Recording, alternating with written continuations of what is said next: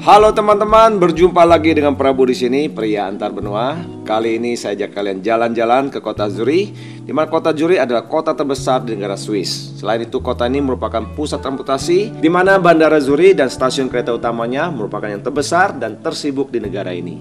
Kota ini sudah ada sejak tahun 15 sebelum Masehi di zaman Romawi, dan semakin berkembang ketika memasuki abad ke-9. Hari ini kota Zurich menjadi salah satu kota wisata terkenal di negara Swiss dengan keindahan bangunan-bangunannya, gereja-gereja utama, sungai dan danau, serta kawasan perbelanjaan yang sangat terkenal di dunia. Nah, sudah siap jalan-jalan ke kota Zurich? Namun sebelumnya teman-teman, jangan lupa untuk klik tombol like, share, subscribe, dan nyalakan loncengnya agar kalian bisa dengan Prabu jalan-jalan terus di video-video berikutnya. Sekarang kita langsung menuju ke kota Zurich. สวัสดีครับสบายดีไหมครับ كيف حالكم طارق inchbesen سلام عليكم نجسا Gámar Csabat, Robor Zandevich. Manisma Jó napot kívánok! Üdvözöljük Magyarországot, Budapest! Konnichiwa minasan Ciao, come stai? Prego! Hello， 大家好，欢迎来到中国。 Merhaba nasılsın Bonjour comment allez-vous Bienvenue Saatnya jalan-jalan keliling dunia bersama Prabu. Prabu, pria antar benua. Kota Zurich. Sebelum kita jalan-jalan di kota ini, mari saya ajak kalian untuk mengenal peta wilayah dan populasi di negara Swiss dan juga kota Zurich. Terlihat di peta, negara Swiss berbatasan dengan negara Italia di sisi selatan, dengan negara Prancis di sisi barat, lalu dengan negara Jerman di sisi utara, serta negara Austria dan Liechtenstein di sisi timur. Sedangkan kota Zurich terletak di sisi utara dari negara Swiss, di ujung barat laut dari Danau Zurich atau Zurich Sea. Untuk populasi, negara Swiss memiliki populasi sebesar 8.570.146 jiwa menurut sensus di tahun 2019. Sedangkan populasi di kota Zurich saat ini adalah sebesar 434.335 jiwa menurut sensus di tahun 2020. Dan untuk luas negara Swiss adalah 41.285 km persegi. Sedangkan luas kota Zurich adalah 87,88 km persegi. Nah, demikian teman-teman informasi mengenai peta wilayah dan populasi di negara Swiss dan juga kota Zurich. Sekarang saya ajak kalian untuk mengenal fakta menarik dari keduanya. Negara Swiss disebut juga dengan Konfederasi Swiss, atau resminya disebut dengan Confederatio Helvetica di dalam bahasa Latin. Adalah sebuah negara federal yang memiliki 26 negara anggota atau yang dikenal dengan istilah kanton. Ibu kotanya adalah Bern. Berdasarkan letak geografis, Swiss berada di antara beberapa negara tetangga. Maka tidak heran warganya dapat berbicara lebih dari satu bahasa. Negara ini memiliki 4 bahasa nasional. Contohnya dalam penulisan nama negara Swiss sendiri dituliskan secara resmi ke dalam bahasa-bahasa berikut ini. Schweiz, Suisse, Svizzera, Svizzera. Untuk diketahui, bahasa Roman telah diakui sebagai bahasa nasional Swiss sejak tahun 1938. Bahasa ini adalah turunan dari bahasa Latin umum dari masa Kekaisaran Romawi. Sejarah Konfederasi Swiss berasal dari lahirnya Piagam Federal yang ditandatangani pada tanggal 1 Agustus 1291, di mana dianggap sebagai dokumen resmi awal pendirian Konfederasi Swiss yang disetujui di antara komunitas pedesaan di lembah Alpen Tengah, yaitu Uri, Schwyz, dan Unterwalden. Hari ini setiap tanggal 1 Agustus, warga negara Swiss merayakannya sebagai hari kemerdekaan. Konfederasi ini bertujuan untuk menyediakan sarana pengelolaan kepentingan umum seperti perdagangan bebas dan menjamin keamanan jalur perdagangan lintas pegunungan Alpen. Pada tahun 1848, negara Swiss mengadopsi konstitusi federal dan penggunaan referendum untuk sistem pemerintahnya, di mana konstitusi ini memberikan kewenangan terpusat kepada pemerintah. Namun sementara itu, kanton-kanton juga memiliki hak untuk mengatur sendiri urusan internalnya. Selama Perang Dunia ke-1 dan ke-2, negara Swiss tidak pernah diserang ataupun terlibat dalam kedua peperangan ini. Namun sebenarnya pada Perang Dunia Kedua, Jerman sempat mempersiapkan rencana penyerangan ke Swiss, namun tak kunjung terlaksana. Hal ini disebabkan selain negara Swiss sendiri mampu mengkoordinasikan gabungan militernya untuk mempertahankan kedaulatan mereka. Di sisi lain adanya faktor keberuntungan juga. Karena di momen yang sama masih banyak peristiwa yang lebih besar yang sedang terjadi, sehingga rencana serangan Jerman akhirnya tidak pernah terlaksana. Pada tahun 1920, Swiss akhirnya bergabung dengan Liga Bangsa-Bangsa yang berbasis di kota Jenewa. Namun dengan satu syarat, yaitu Swiss dibebaskan dari hal-hal apapun yang berhubungan dengan urusan militer. Setelah Liga Bangsa-Bangsa dibubarkan pada tahun 1946, negara Swiss tidak langsung bergabung ke dalam Perserikatan Bangsa-Bangsa hingga di tahun 2002. Namun demikian, negara Swiss tetap menjalankan kebijaksanaan luar negeri mereka yang aktif dan sering terlibat dalam proses pembangunan perdamaian di seluruh dunia. Antara lain melalui Palang Merah Internasional, salah satu organisasi kemanusiaan terbesar di dunia. Hari ini negara Swiss merupakan anggota pendiri Asosiasi Perdagangan Bebas Eropa, namun bukan bagian dari Uni Eropa, wilayah ekonomi Eropa, ataupun zona mata uang euro. Namun negara Swiss berpartisipasi di wilayah Schengen dan pasar tunggal Eropa melalui perjanjian bilateral. Sekarang mari saya ajak kalian untuk mengenal fakta menarik dari kota Zurich, yang menjadi kota terbesar di Swiss dan juga ibu kota dari kanton Zurich. Kota ini didirikan oleh bangsa Romawi pada tahun 15 sebelum Masehi dan dinamai dengan Turicum. Dalam perkembangannya sejak abad ke-6, nama kota Turicum telah berubah menjadi Zurichi di dalam bahasa Jermanik. Dari abad ke-9, nama ini ditetapkan dengan bentuk penulisannya menjadi Zuri dan terus digunakan hingga mengalami perkembangan berikutnya menjadi Zuri, lalu Zuri, dan akhirnya sejak tahun 1416 menjadi Zuri dengan 2 titik umlaut di atas huruf U. Hari ini kota Zuri merupakan pusat perdagangan utama di negara Swiss dan menjadi salah satu kota terpenting di dunia bersama kota Geneva. Kota ini menjadi rumah bagi banyak lembaga keuangan dan perusahaan perbankan internasional. Pada tahun 2012, survei kualitas hidup oleh majalah Monocle menempatkan kota Zurich di peringkat pertama dalam daftar 25 kota teratas di dunia. Pada tahun 2019, kota Zurich juga terpilih sebagai salah satu dari 10 kota paling layak huni di dunia oleh perusahaan Mercer bersama dengan kota Geneva dan juga Basel. Nah teman-teman, demikian informasi mengenai fakta menarik dari negara Swiss dan juga kota Zurich. Tiba saatnya saya ajak kalian jalan-jalan di kota ini. Kita langsung menuju ke pusat kota tua Zurich yang disebut dengan Altstadt. Untuk diketahui, kawasan Altstadt mencakup seluruh wilayah bersejarah kota Zurich sebelum tahun 1893, di mana dahulunya kota ini pernah dikelilingi oleh benteng yang berasal dari abad ke-13 hingga abad ke-18. Namun saat ini sebagian besar benteng tersebut sudah dihancurkan di antara tahun 1830 hingga tahun 1870-an.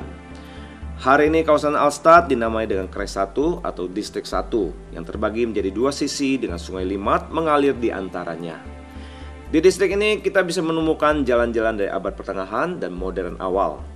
Alun-alun kota dengan balai kotanya, banyak sekali bangunan-bangunan bersejarah termasuk 4 gereja yang berasal dari abad pertengahan, kawasan perbelanjaan, kafe dan restoran, hingga hiburan malam yang pasti akan membuat kalian betah berlama-lama di distrik ini.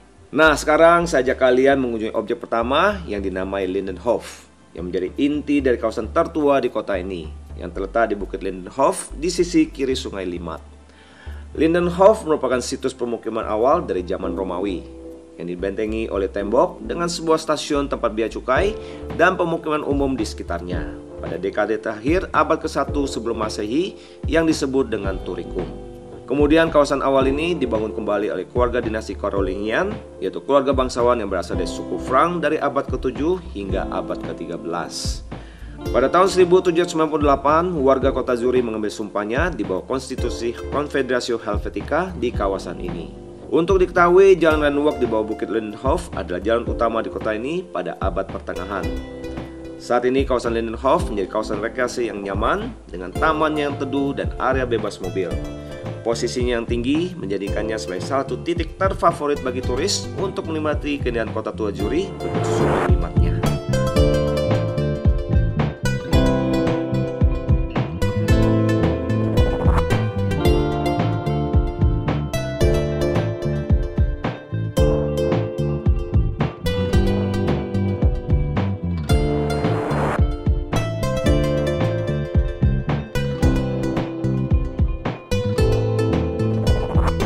Dari Lindenhof, saya ajak kalian jalan kaki sekitar 200 meter untuk mengunjungi objek berikutnya, yaitu Jalan Limmat Quai, berikut balai kotanya atau dalam bahasa setempat disebut dengan Rathaus, dengan menyeberangi jembatan Rathausbrug di atas sungai Limmat.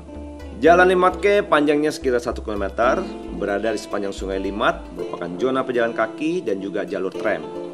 Di sekitarnya selain terkenal dengan bangunan balai kota, juga terdapat sejumlah rumah-rumah serikat dagang yang terlihat elegan, dengan interiornya yang mewah berasal dari abad pertengahan hingga di tahun 1789. Banyak dari rumah-rumah tersebut yang kini telah berubah fungsi menjadi restoran atau kafe. Sedangkan balai kotanya mudah sekali dikenali karena berada di tepian sungai di ujung timur Radhuisbroek. Balai kota ini dibangun antara tahun 1694 hingga tahun 1698. Bangunannya bergaya Renaissance dan memiliki dekorasi eksteriornya yang sangat indah. Dan di dalamnya terdapat aula upacara yang megah bergaya barok. So teman-teman, bagaimana kalau kita singgah di salah satu restoran yang dahulunya adalah bangunan serikat buruh untuk memesan makanan atau minuman sambil menikmati suasana sekitarnya berikut balai kota dan juga Sungai Limat.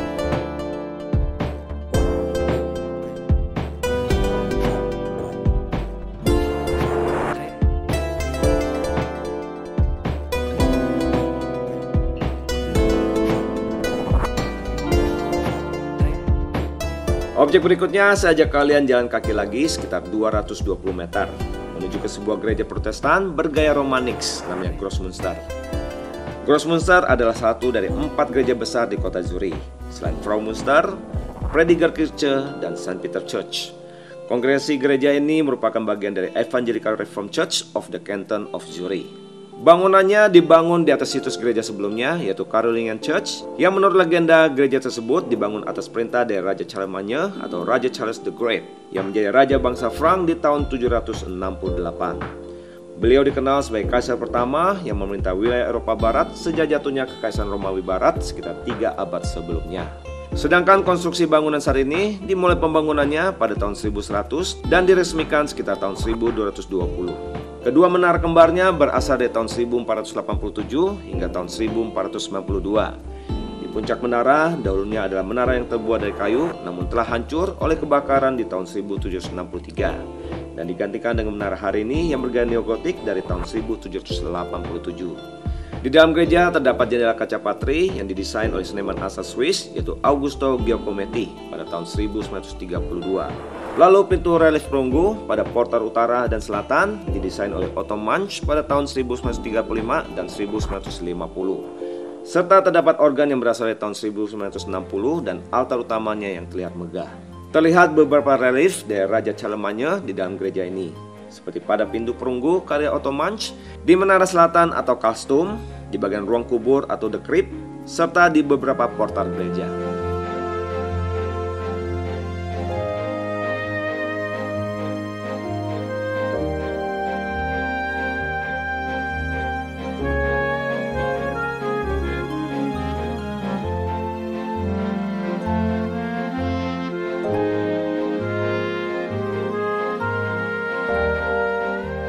Setelah keluar dari gereja Grossmünster, sekarang saya ajak kalian terus berjalan ke arah selatan menuju objek berikutnya, yaitu Zurich Opera House.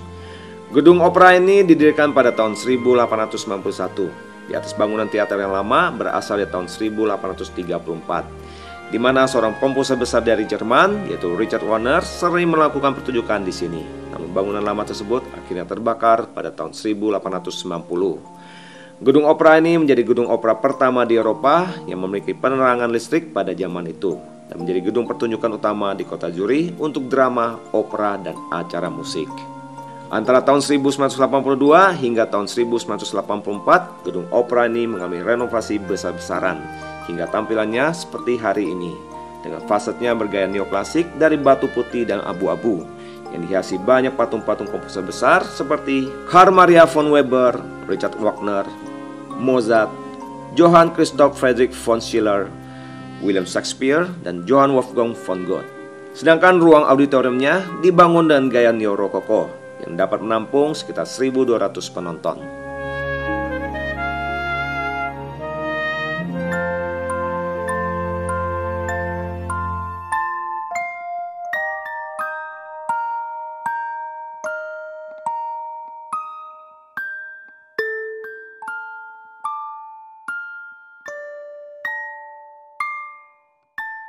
Dari Opera House, saya ajak kalian kembali menyeberangi Sungai Limat melalui jembatan Münsterbroek untuk mengunjungi objek berikutnya, yaitu Gereja Fraumünster. Gereja Fraumünster kalau diterjemahkan ke dalam bahasa Inggris artinya adalah Women's Minster. namun sering salah diterjemahkan menjadi Our Lady Minster. Dan kongregasi gerejanya sama dengan gereja Grossmünster, yaitu Evangelical Reformed Church of the Canton of Zurich. Gereja ini dibangun di atas sisa bangunan gereja dan biara yang dahulunya dihuni oleh para wanita anggota aristokrasi Eropa. Didirikan pada tahun 853 oleh Raja Louis de Jerman atau King Louis II. Pada waktu itu biara ini mendapatkan perlindungan khusus dari raja-raja, dan kepala biaranya mendapatkan hak khusus seperti mengendalikan pasar, mengumpulkan tol, dan bahkan berhak untuk mencetak koin di kota Zurich. Namun akhirnya kepemilikan gereja dan biara ini dialihkan kepada kota Zurich setelah terjadinya reformasi Zurich pada tahun 1524 yang dipimpin oleh Ulrich Zwingli dengan dukungan dari kepala biara terakhir yaitu Katharina von Zimmern. Pada tahun 1898 bangunan biara ini dihancurkan dan digantikan dengan gereja yang baru yaitu Fraumünster, di mana nama ini berasal dari nama alun-alun di depan gereja yang secara historis adalah alun-alun utama dan pasar kota di abad pertengahan. Hal yang terindah ketika masuk ke dalam gereja ini terdapat 5 rangkaian jendela kaca patri yang dirancang oleh seniman Mark Chagall pada tahun 1970. Masing-masing dari kelima jendela tersebut memiliki warna dominan dan menggambarkan kisah yang ada di dalam Alkitab, mulai dari sisi kiri di dinding utara hingga ke sisi kanan. Mari sekarang kita lihat kelima kisah tersebut. Dimulai dari kisah ketika Nabi Elia diangkat ke surga. Kemudian kisah tentang Yakub dalam pertarungannya dengan malaikat dan mimpinya tentang surga. Lalu kisah tentang perjalanan kehidupan Yesus Kristus, kisah tentang Sion mengenai kehidupan akhir dunia, dan terakhir kisah tentang hukum Musa. Berikutnya di bagian transept utara, di sini terdapat juga jendela kaca patri yang dinamai The Heavenly Paradise, karya seniman Augusto Giametti pada tahun 1940. Bagian tertua dari gereja ini terletak di ruang bawah tanah dengan fondasinya yang berasal dari abad ke-9, di mana terdapat ruang pameran tentang sejarah reformasi Zurich, tentang arsitektur, dan juga sejarah kota ini.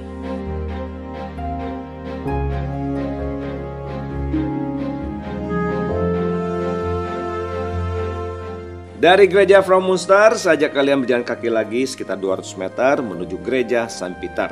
Bangunan awalnya berasal dari abad ke-8, kemudian diganti dengan gaya Romanik sekitar tahun 1000.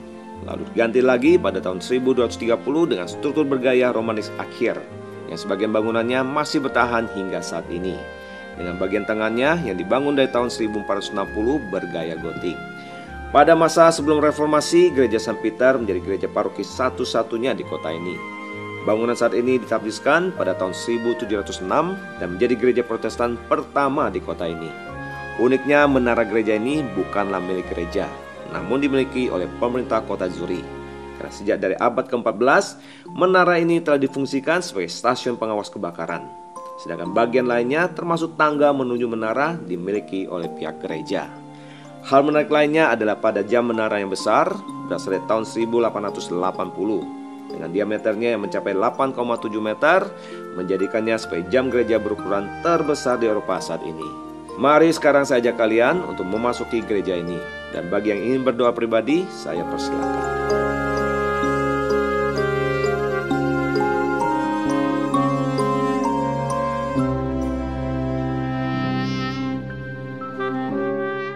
Setelah dari gereja Saint Peter, sekarang tiba saatnya saya ajak kalian santai sejenak untuk menikmati keindahan Danau Zurich atau Zurich Sea. Danau ini membentang di sisi tenggara dari kota Zurich dengan panjang 40 km dan kedalaman rata-rata sekitar 49 meter. Airnya sangat bersih dan jernih, menjadikannya sebagai tempat favorit bagi para wisatawan untuk berenang selama musim panas dengan temperatur rata-rata berkisar 20 derajat Celcius. Dari air danau inilah warga Zurich memanfaatkannya sebagai air minum sehari-hari. Tentunya setelah melalui proses pemurnian yang dikelola dengan baik oleh pemerintah kota Zurich. Nah teman-teman, di sepanjang danau ini telah dilengkapi fasilitas umum yang sangat mumpuni, seperti jalan promenade yang begitu nyaman, taman-taman yang sejuk untuk piknik, lokasi-lokasi khusus untuk turis berjemur, area jogging, lokasi pantai untuk berenang, dan lain-lain. Dan puncaknya kita bisa mengikuti salah satu acara cruise yang diselenggarakan oleh perusahaan-perusahaan kapal pesiar di sini, untuk menyusuri danau yang indah ini sambil menikmati pemandangan alam pegunungan Alpen dan desa-desa sekitarnya.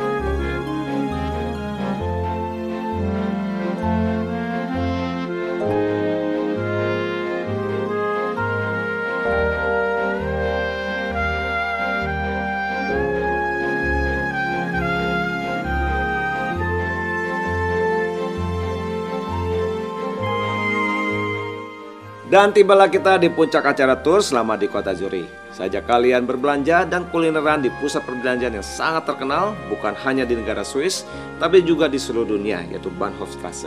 Bahnhofstrasse adalah satu kawasan perbelanjaan termahal dan tereksklusif di dunia. Pada tahun 2011, sebuah penelitian menyebutkan bahwa Bahnhofstrasse menjadi kawasan termahal untuk properti retail di Eropa dan yang termahal ketiga di dunia. Jalan ini membentang sepanjang 1,4 km yang dimulai dari stasiun kereta utama kota Zurich di sisi utara hingga ke area Burgplatz di sisi selatan. Dengan statusnya sebagai kawasan perbelanjaan termahal, pastinya di sini kalian akan menemukan berbagai butik-butik dari merek ternama di dunia seperti Prada, Gucci, Dior, Burberry, Louis Vuitton, Chanel, Hermes, dan lain-lain. Selain itu juga terdapat deretan kantor-kantor bank terkemuka di dunia, salah satunya seperti UBS dan juga Credit Suisse Group, serta jangan lupa juga untuk singgah di toko coklat dan kafe yang sangat terkenal di kota ini, yaitu Confiserie Sprungli yang sudah berdiri sejak tahun 1856, berada di area Paradeplatz. So teman-teman, tiba saatnya untuk menikmati acara bebas di kawasan ini. Enjoy your day.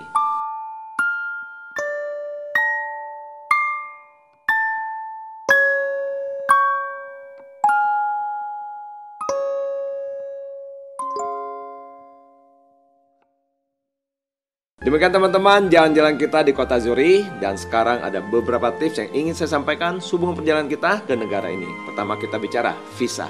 Seperti penjelasan saya di awal, negara Swiss berpartisipasi di wilayah Schengen. So untuk mengunjungi negara ini, kalian memerlukan visa Schengen. Kalian tinggal unduh form aplikasi di website salah satu negara anggota visa Schengen. Proses visa Schengen kurang lebih membutuhkan waktu sekitar 10 hingga 14 hari kerja. Berikutnya kita bicara iklim dan cuaca. Negara Swiss memiliki iklim sedang dengan musim panas yang umumnya nyaman. Tidak terlalu panas dengan tingkat kelembapan yang secara umum rendah. Namun terkadang bisa turun hujan. Di musim dingin suhunya lumayan dingin dan turun salju.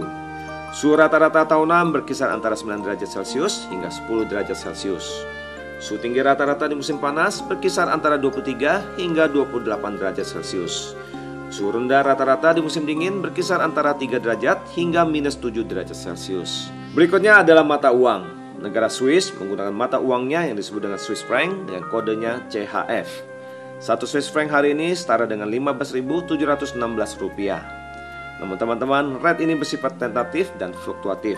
Kalian mesti mengeceknya kembali menjelang hari keberangkatan. Demikian teman-teman, akhir perjalanan kita di kota Zurich. Kalau kalian suka dengan video ini, jangan lupa untuk klik tombol like, share, subscribe, dan nyalakan loncengnya. Dan bagi kalian penasaran kota mana yang ingin kalian kunjungi untuk saya bahas di video berikutnya, silahkan komen di bawah. Saya Prabu, pria antar benua.